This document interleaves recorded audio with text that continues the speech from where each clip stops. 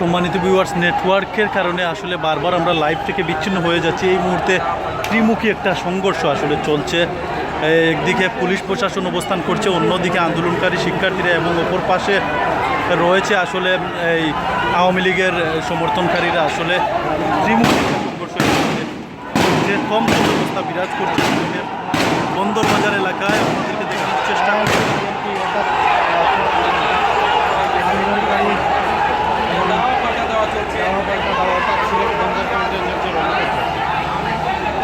আসলে ত্রিমুখী সংঘর্ষ চলছে এই মুহূর্তে।